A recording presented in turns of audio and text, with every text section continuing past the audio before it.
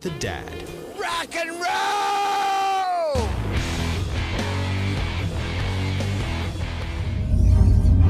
A long time ago, in a galaxy far, far away,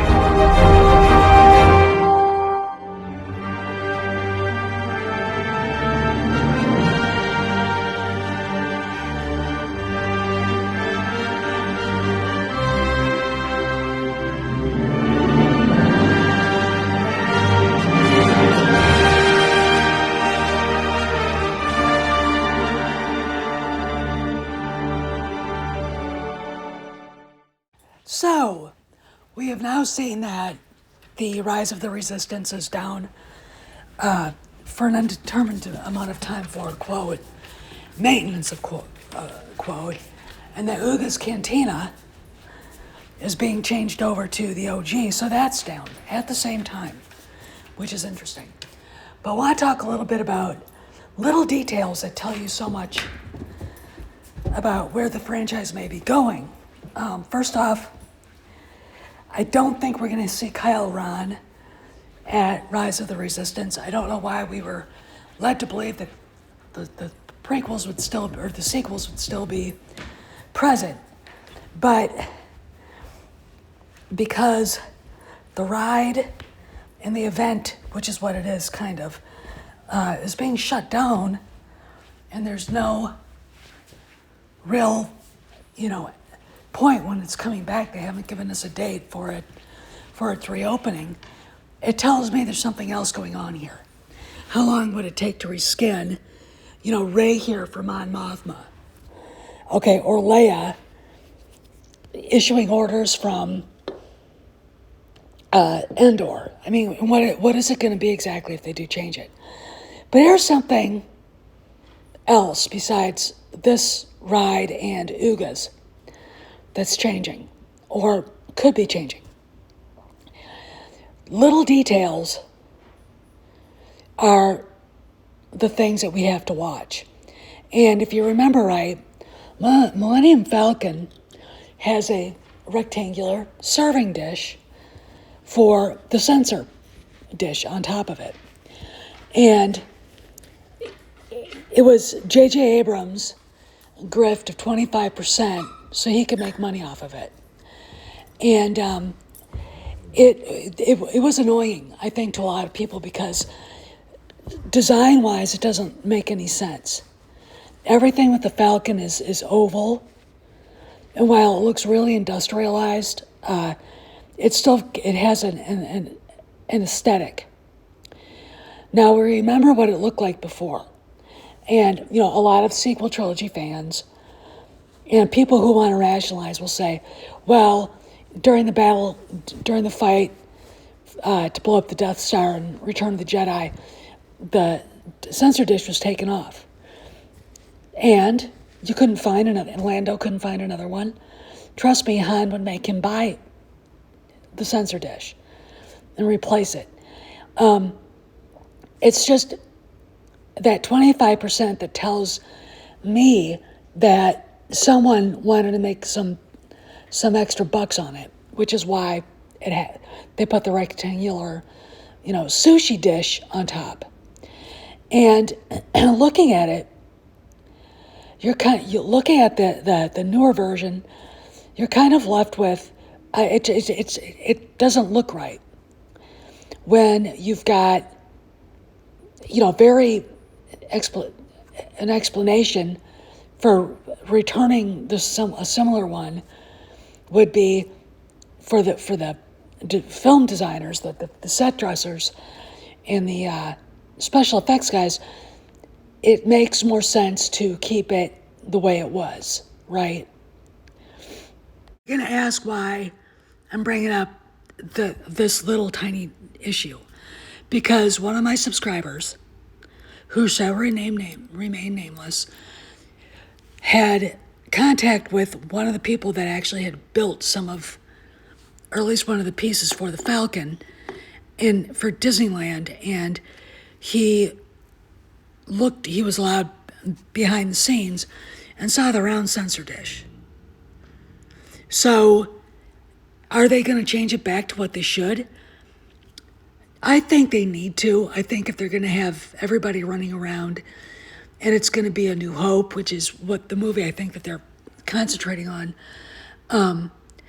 that's what they're probably going to do is have the Falcon reflect that movie, but more so bring it back to what it was, what we remember it to be, to introduce it to families and kids who might not have the memory of that yet.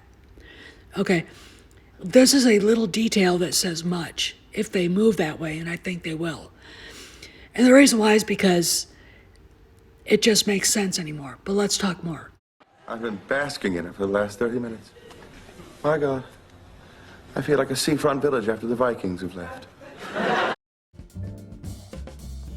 embarrassing for you. I left you a message not to come. I'm passing on The Godfather. So we know that Kennedy even admitted it in subtext that she hadn't been part of any decision-making at Lucasfilm since July of 2023, which, Cameron had been reporting it. I've talked about it. And it's been obvious in the little things. Again, the little details will tell you what is really happening. Now, we can assume that what we're about to see in the franchise is going to be far different than what she envisioned. But then I think she didn't know what to envision. She really didn't have any idea what she was doing. Script Trooper has a video out now saying that she'll never apologize and she's full of shit. Well, yeah. I mean, you could talk about that ad nauseum and it really wouldn't go anywhere. Fact of the matter is, Kennedy is the reason why these changes are happening, because she was dead set against anything that reflected George Lucas's vision for the Star Wars franchise. And, people can sit there and blame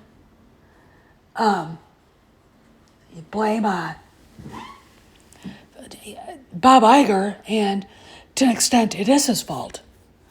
My problem with him is that right after Indiana Jones and the Dial of Destiny, when they were going through all these things at Lucasfilm with the Nazgul, that Disney should have said something to get people to see that good things were about to happen, and they didn't. As you know, I believe in complete transparency, right? And it is very sad when any news coming out between July of 2023 and now was conjecture, speculation, and rumors. It should have been Kathleen Kennedy is on hiatus, and we don't know when she's going to return. She's gone indefinitely. That's all they had to say. And everybody would know why. Look, if you read Puck, you can see that Kennedy has basically been a laughingstock in Hollywood for the longest time. And might I remind you that, my friend who spies on Blue Skies for me has said that Pablo Hidalgo has gone completely belligerent about everything now, right? He doesn't care. He really doesn't care. And if you notice, Matt Martin, who is featured on the Welcome to Lucasfilm video, hasn't said a word about anything. What's the rule about art? If it starts having a political message, it is no longer art. It is propaganda. Okay? And what we got in the last 14 years from Lucasfilm in many, many ways was propaganda. And the reason why people are so upset about it is that that's what we saw. We didn't see good stories. Because propaganda doesn't tell a good story. All you have to do is look at the propaganda films of, from China right now to the battleship Potemkin during the silent era of the Soviet Union, and the stuff that we put out during World War II. Though, I mean, they're interesting stories to watch, but as far as like telling a story, it's kind of like, yeah, we know you guys hate the Nazis, and you're doing this to get a lift from it, and that's fine, right? That's fine. My thing is with a franchise like Star Wars, like Tolkien, you don't do that. And if you are trying to talk a little bit about, like for Tolkien, the Age of Man, and using Catholic symbolism for it, you do it in such a way that people aren't going to notice, right?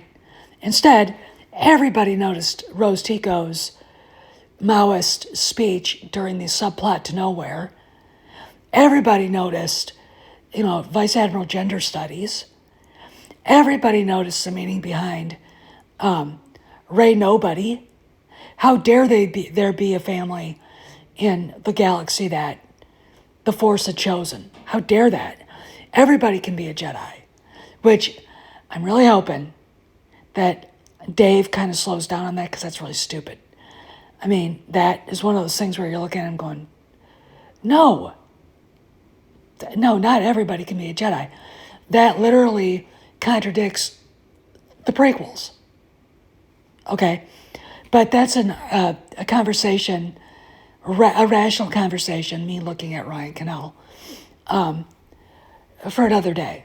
Anyway, look for the smaller details. The change in the Falcon's sensor dish is a big deal. If it happens, we know. Why, and I would say this is a pretty small detail too, but it's big. Why is Rise of the Resistance down for maintenance indefinitely? Right? The Kennedy era is over. It's done. And they're not looking back on it. This is Steph signing out. See you around the galaxy.